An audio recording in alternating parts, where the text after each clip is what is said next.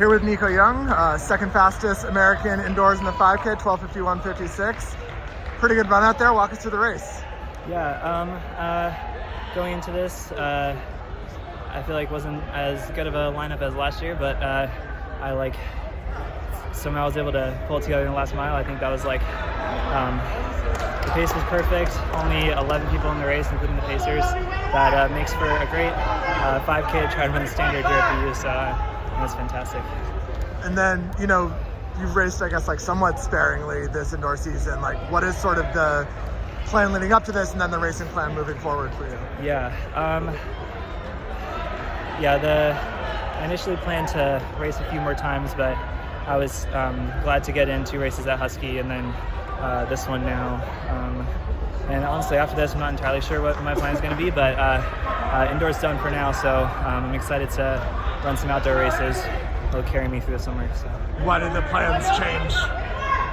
A few random hiccups came up, just unavoidable things, so it is how it is sometimes, but got right back to it and stay committed in this race. So. And fully healthy now, everything's going smoothly? Mm-hmm. Yeah, very happy with that. Everything is going pretty well.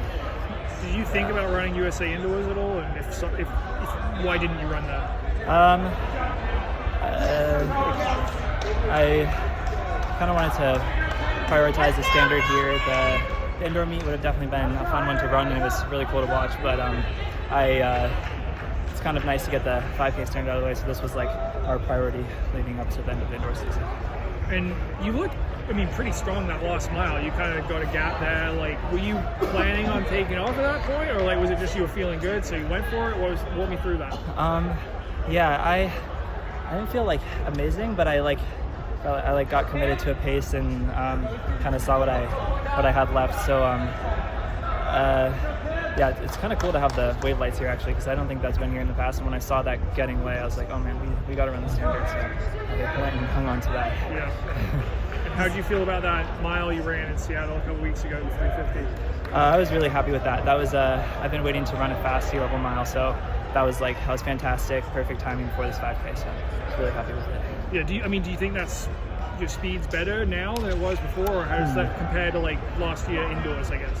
I don't know. I feel I feel worse, but I'm faster. So I don't know what that means. It kind of trends in that direction sometimes. But I think today I don't know how fast that close was, but closing off a already fast pace, I think that has kind of improved for me. So it's been good. What are your goals 2025, first year as a pro? I think the U.S. trials or the USA meet is definitely the first thing. My primary goal this year, and then hopefully Worlds following. In 5 and 10, or just what do you think? Hopefully 5 and 10, yeah. Okay. Yeah. It's almost exactly a year after you were here last, setting that NCAA record. Have you reflected a little bit on just what a crazy year it's been since then? Yeah, it's been crazy. My last race before the races that I ran at Husky was the Olympics, so it's kind of a crazy transition from that year that just seemed to escalate the whole time, then taking a stop, and now starting and ending my indoor season kind of at the same time. So Grand Blanks talked a little bit about how being a pro versus being a collegiate, you have to be more selective with your races. Do you feel like that's a benefit to going into this year, that you've had the opportunity to kind of plan a little more long term? Yeah, I definitely think so. I think there is something about the college season, having race after race, getting you you're always in that environment, you're always ready for it. So there was a bit of a transition with a long fall of just training. But it's definitely, for overall fitness-wise, it's definitely better to be selective with these races. The NCAA season is relentless if you're a distance runner. So this time would have been an American record a couple weeks ago, and then Grant Fisher obviously broke it. But how does that make you feel? You're number 2 behind him in U.S. history now. Yeah, I kind of forgot that. That's crazy. Dang. You had to go and do that, but it's I'm super happy with this time. You said you had a couple hiccups throughout the fall and the indoor season.